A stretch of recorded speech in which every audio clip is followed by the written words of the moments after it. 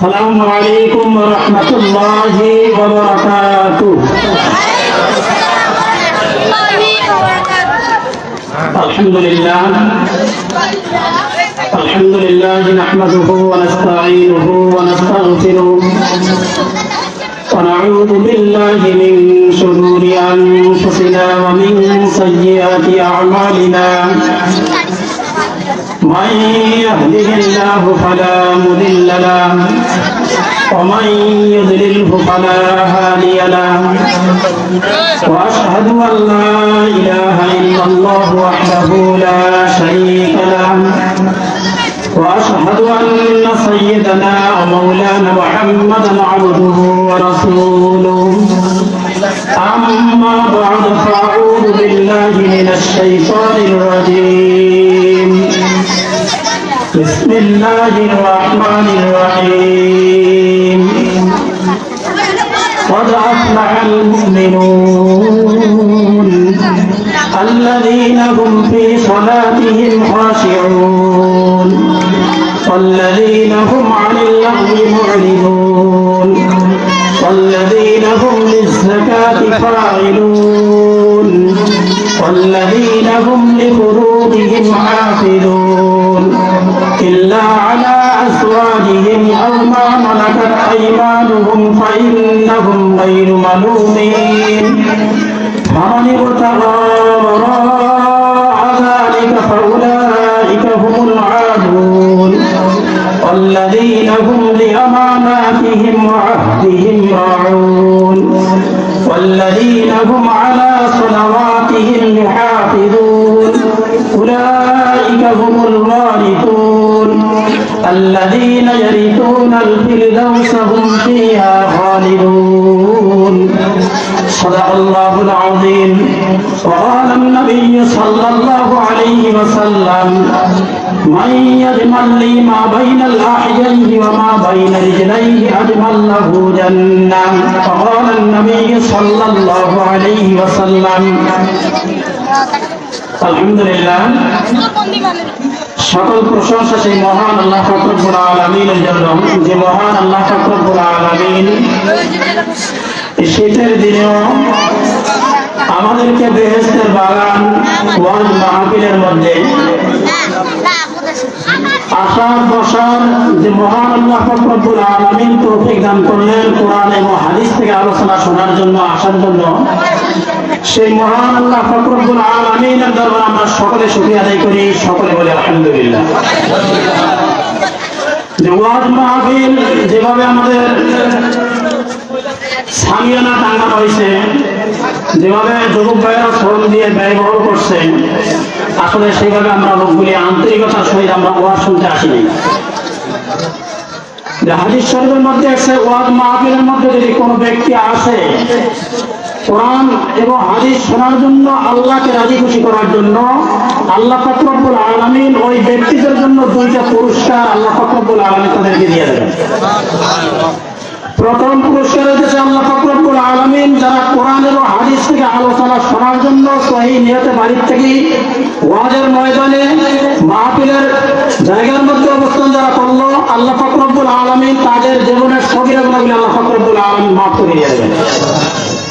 দ্বিতীয় পুরস্কার আল্লাহ পাক রব্বুল আলামিন যে ব্যক্তিরা মাহফিলের শুরু থেকে কোরআন এবং হাদিসের আলোচনা শুনবে, শোনার পরে এখানে খালেস নিয়তে তওবা করবে, আল্লাহ পাক রব্বুল আলামিন ওয়াজ শেষ হওয়া পর্যন্ত থাকলো, আল্লাহ পাক রব্বুল আলামিন তাদের জীবনের সমস্ত কবিরা গুনাহগুলো আল্লাহ পাক রব্বুল আলামিন মাফ করে দিয়ে দেবেন। যদি আমরা ওয়াজ শুনি আর এখানে আমরা পাপের জন্য অনুতপ্ত হয়ে যাই, খালেস নিয়তে তওবা করি, তাহলে সগীরা এবং কবিরা উভয় গুনাহ আল্লাহ পাক রব্বুল আলামিন মাফ করে দিয়েছেন। তাহলে এখন পর্যন্ত দেখা যাইতেছে আমাদের অনেক ভাই ওয়াজ শোনার জন্য এসেছে, কিন্তু বাজারের মধ্যে তারা অবস্থান করতেছে, এদিকে সেদিকে ঘোরাফেরা করতেছে।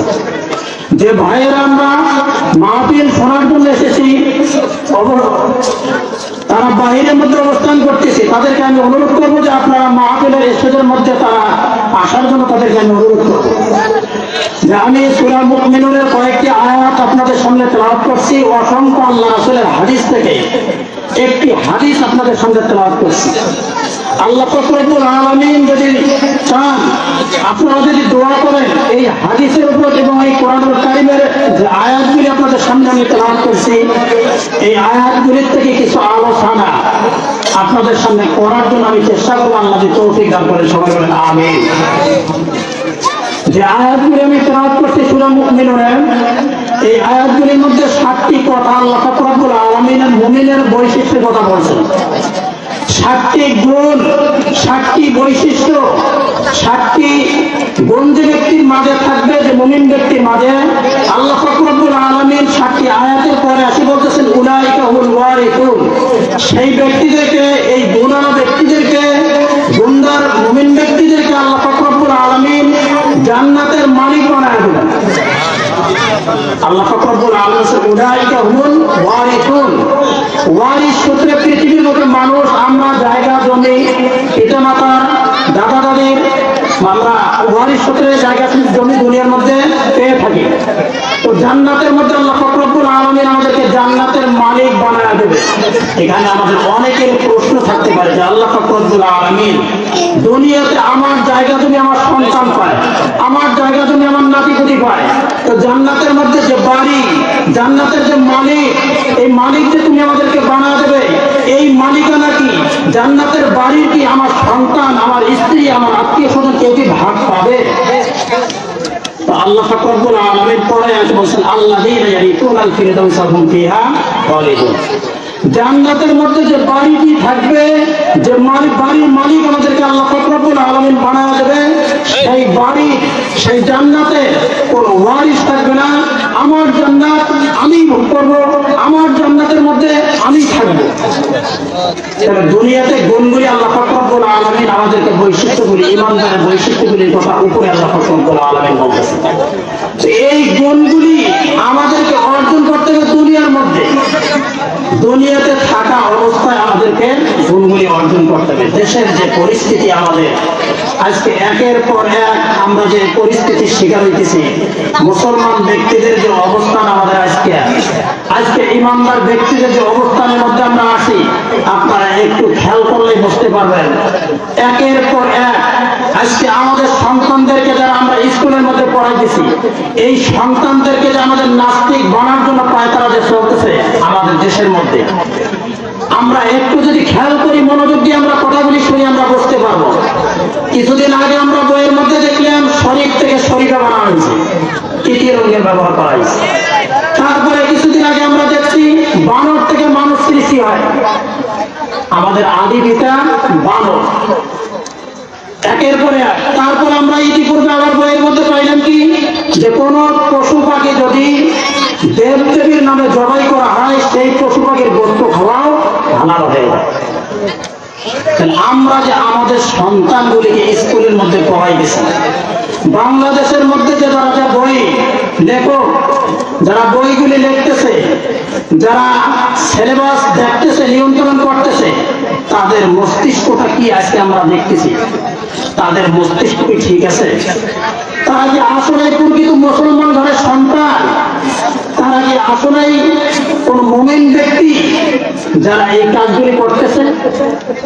আজকে আমাদের সন্তানগুলিকে তারা নাস্তিক বানানোর জন্য পায়তারা করতেছে, চেষ্টা করতেছে।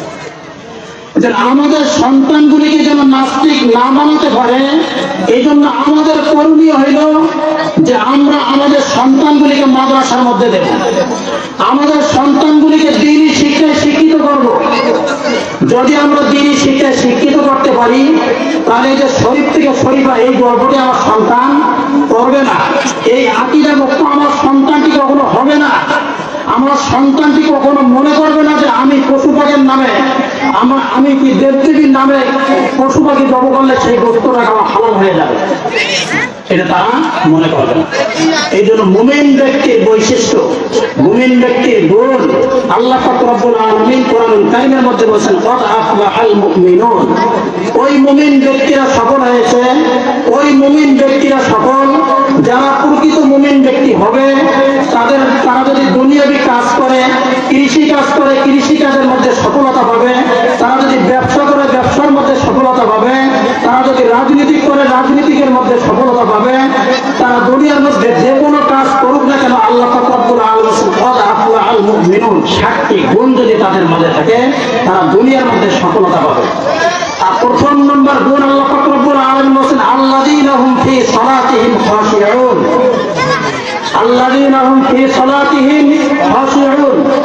আল্লাহ পাক রব্বুল আলামিন বলেন যারা খুশুর সহিত নামাজ আদায় করবে। এখন খুশু কি? সাহাবায়ে কেরাম আল্লাহ রাসূলকে বললেন ওয়ামাল খুশু ওয়াল খুদু ইয়া রাসূলুল্লাহ সাল্লাল্লাহু আলাইহি ওয়াসাল্লাম, খুশু কি?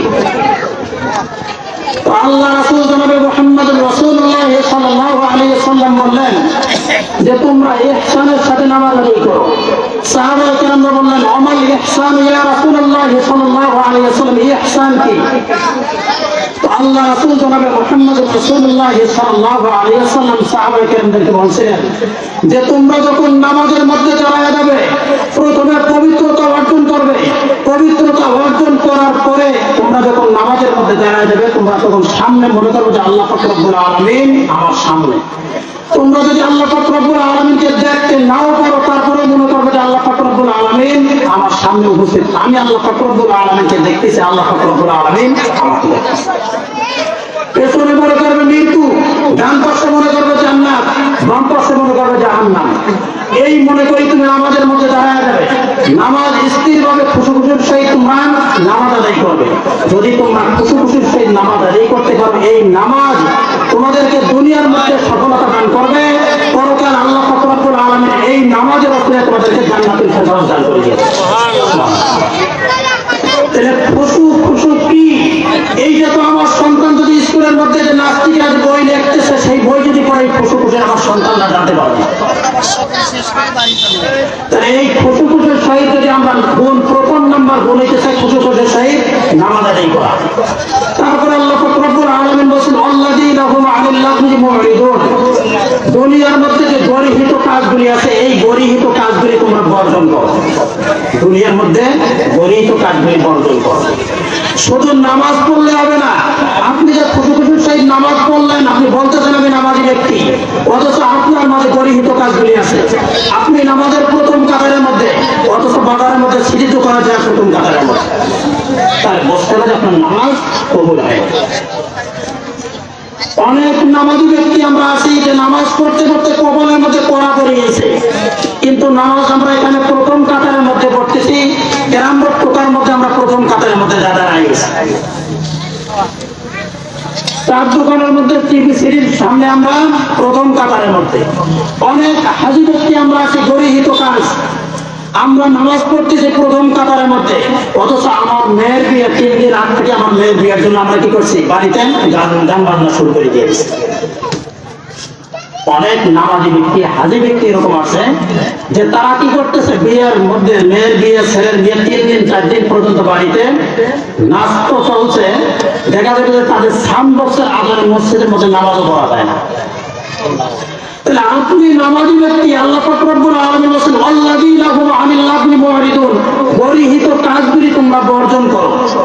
তুমি যদি নামাজি ব্যক্তি পরিচয় দিয়ে থাকো, প্রকৃত মুমিন ব্যক্তি হয়ে থাকো, তাহলে গরিহিত যেগুলি কাজ আছে সেই কাজগুলি তোমরা কি করো বর্জন করো। তাহলে আমরা নামাজও পড়ি, গরিহিত কাজগুলির সঙ্গে আমরা কি জড়িত। 3টা গরিহিত কাজের মধ্যে কথা আল্লাহ রাসূল হাদিস শরীফের মধ্যে বলছেন।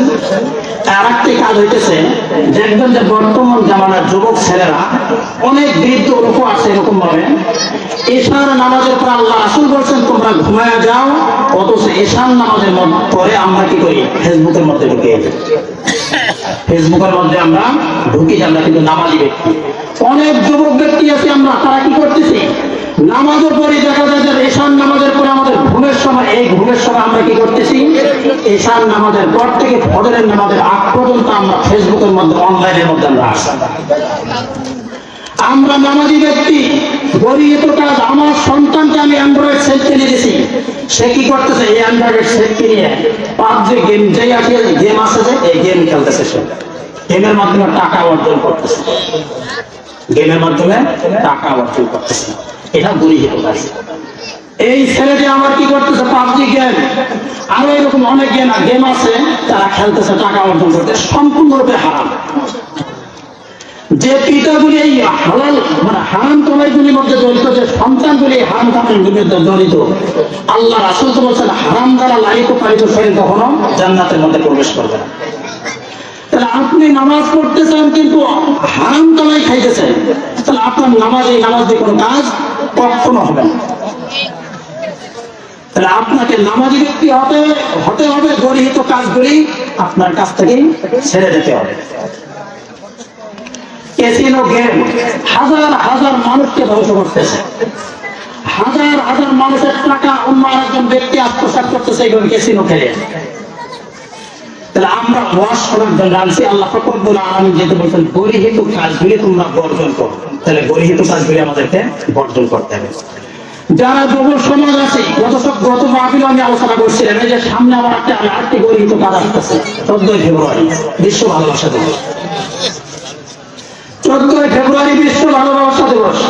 আমি মনে করি 14 ফেব্রুয়ারি বিশ্ব বেহায়াপনা দিবস। অনেক ছেলে মেয়ে প্রোগ্রাম করে রাখছে, কোন ছেলে কোন জায়গার মধ্যে যাবে, কোন জায়গার মধ্যে কোন আদান প্রদান করবে, আগে থেকে প্রোগ্রাম করে রাখছে। অনেক ছেলে মেয়ে আগের থেকে প্রোগ্রাম করে রাখছে। সোশ্যাল মিডিয়াতে দেখা গেছে গত বছরে 15 কোটি টাকা ফুল বিক্রি হয়েছে শুধু ভালোবাসা দিবসে। 15 কোটি টাকা ফুল বিক্রি হয়েছে। একটি দিন ভালোবাসা দিবস উপলক্ষে মুসলমানদের ভালোবাসা প্রতিদিনে, একদিনের জন্য ভালোবাসা নয়। ওয়াল্লাযীনা আমানু আশাদ্দু হুব্বান লিল্লাহ, আল্লাহ পাক রব্বুল আলামিনকে তোমরা ভালোবাসো, তোমার মা বাবাকে ভালোবাসো, তোমার সন্তানকে ভালোবাসো, তোমার স্ত্রীকে ভালোবাসো। আমরা ভালোবাসা, এই যে 15 কোটি টাকার যে ফুল বিক্রি হলো, এই ফুলগুলি কি কেউ নিয়ে মা বাবাকে দিয়েছে? এই ফুলগুলি কি তারা নিয়ে যায় তাদের সন্তানকে দিয়েছে? এই ফুলগুলি নিয়ে যায় আমার তো মনে হয় যে কোনো ব্যক্তি কোনো তার স্ত্রীকে দেয়নি। তাহলে যে ফুলগুলি যে ক্রয় করলে এই ফুলগুলি কেমন কোথায়? আল্লাহ পাক রব্বুল আলামিন গরিহিত কাজগুলি বর্জন করতে বলতেছে। তাহলে 14 ফেব্রুয়ারি মাইকের আওয়াজ যতদূর পর্যন্ত যায়, আসলে আলোচনা করার সময় নেই, আলোচনার সময় খুব সংক্ষেপ। এই আলোচনা দিয়ে মানে কোনো একটা বিষয় ভিত্তিক কোনো আলোচনা কেউ শেষ করতে পারবে না, খুবই সংক্ষেপ আলোচনা।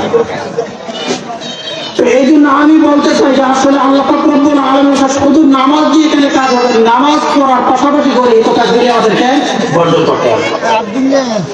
কিছুদিন আগে আরেকটি রাত দিয়েছে আমাদেরকে 31st নাইট, যুবক ছেলে যারা আছে 31st নাইট তারা পালন করে।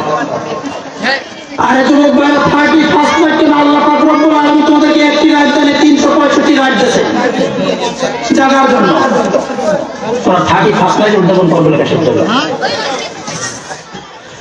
তো এই জন্য বেহায়াপনা কাজ থেকে 31st নাইট থেকে আমরা কি করবো? আমরা বিরত থাকবো।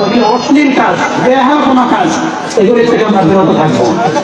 তারপর আল্লাহ পাক রব্বুল আলামিন বলেন ওয়াল্লাযীনা হুম লিয-যাকাতি ফাঈলুন, অপবিত্র আত্মাকে তোমরা পবিত্র করো, অপবিত্র আত্মাকে পবিত্র করো।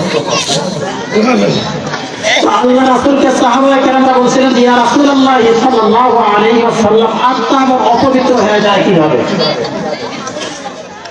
আত্মা তো তাকে ভেতরে বাম স্থলে চামড়ার নেশে গোস্ত, গোস্তের নেশে হাড়, তারপর একটা গোস্তের টুকরা, সেটা আবার অপবিত্র হয়ে যায় কিভাবে? আল্লাহ রাসূল জনাবে মুহাম্মদ রাসূলুল্লাহ সাল্লাল্লাহু আলাইহি ওয়াসাল্লাম সাহাবায়ে কেরামদেরকে বলেছিল যখন তোমরা পাপ কাজ করো, অন্যায় কাজ করো, যে গরিহিত কাজগুলির কথা আমরা শুনলাম, এই কাজগুলি যখন করো তখন তোমাদের আত্মাটা অপবিত্র হয়ে যায়। তো সাহাবায়ে কেরাম আল্লাহ রাসূলকে জিজ্ঞাসা করছিলেন ইয়া রাসূলুল্লাহ সাল্লাল্লাহু আলাইহি ওয়াসাল্লাম, এই অপবিত্র আত্মাকে আমরা পবিত্র করব কিভাবে? আল্লাহ রাসূল জনাবে মুহাম্মদ রাসূলুল্লাহ সাল্লাল্লাহু আলাইহি ওয়াসাল্লাম বলেছিলেন যে তোমরা বেশি বেশি করে কোরআন তেলাওয়াত করো, বেশি বেশি করে কোরআন তেলাওয়াত করো, আর বেশি বেশি করে মৃত্যুর কথা স্মরণ করো। এই দুটি কাজ যদি তোমরা করতে পারো তাহলে তোমাদের আত্মাটা পবিত্র হয়ে যাবে।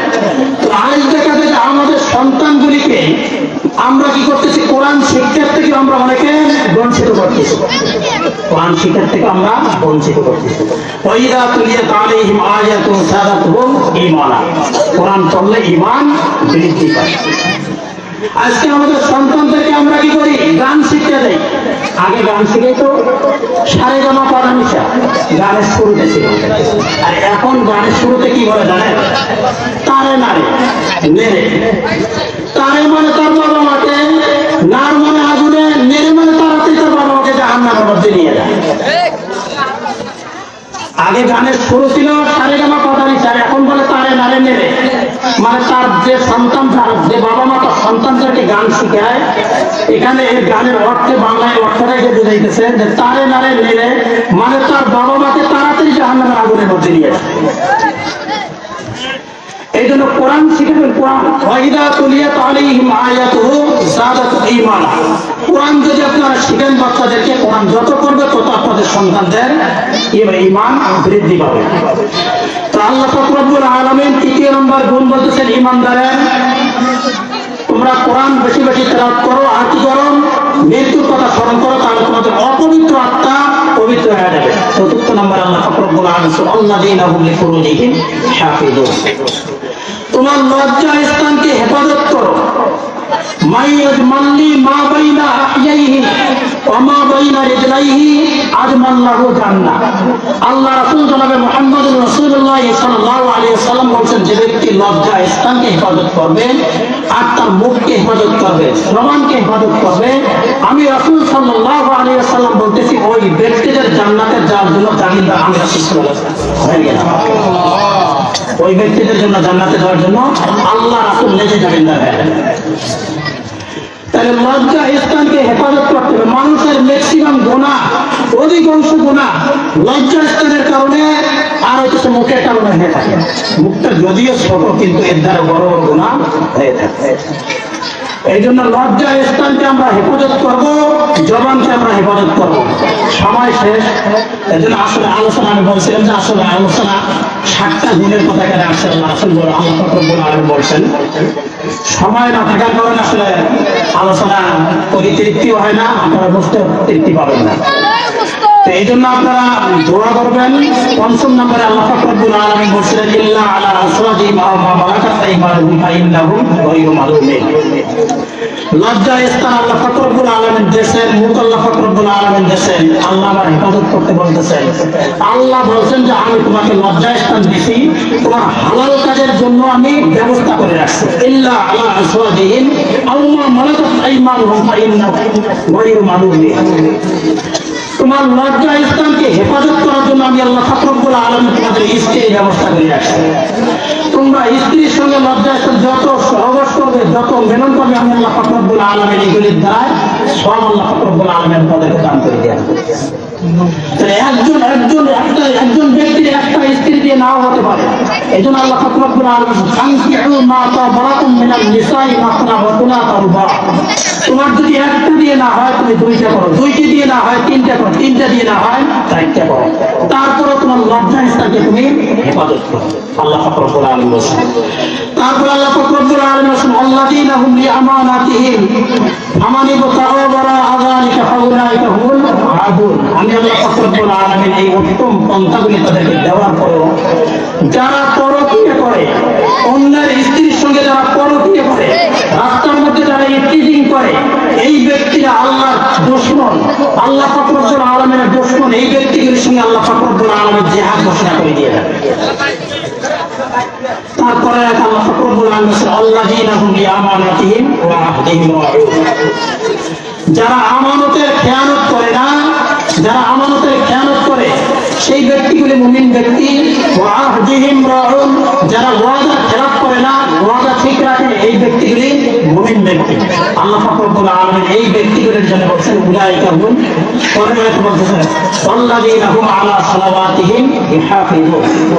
যারা ওয়াক্ত মতো নামাজ আদায় করবে, এই 7টা গুণ যারা অর্জন করবে, আল্লাহ পাক রব্বুল আলামিন তাদেরকে বলেন জান্নাতের মালিক বানায় দিবেন। উলাইকা হুম ওয়ারিসুন আল্লাযীনা ইয়ারিসুনাল ফিরদাউসা হুম ফিহা খালিদুন। তারা ওই জান্নাতের মধ্যে চিরস্থায়ীভাবে থাকিবে, তাদেরকে জান্নাত থেকে বাহির করে দেওয়া হবে। তাহলে এই গুণগুলি আমরা অর্জন করবো। প্রথমে হলো খুশির সহিত আমরা নামাজ আদায় করবো। দ্বিতীয় নম্বরে গরিহিত কাজগুলি থেকে আমরা বিরত থাকবো। তৃতীয় নম্বরে অপবিত্র আত্মাকে আমরা পবিত্র করবো। চতুর্থ নম্বরে লজ্জা স্থান এবং মুখকে আমরা হেফাজত করবো। তারপরে আমরা হালাল স্ত্রী দ্বারা লজ্জাস্থান হেফাজত করবো, তারপরে আমানতের খেয়ানত আমরা করবো না, ওয়াদার খেলাপ করবো না, নামাজ আমরা ওয়াক্তমতো আদায় করবো, তাহলে আল্লাহ রাব্বুল আলামিন আমাদেরকে জান্নাতুল ফেরদাউস দান করে দেবেন।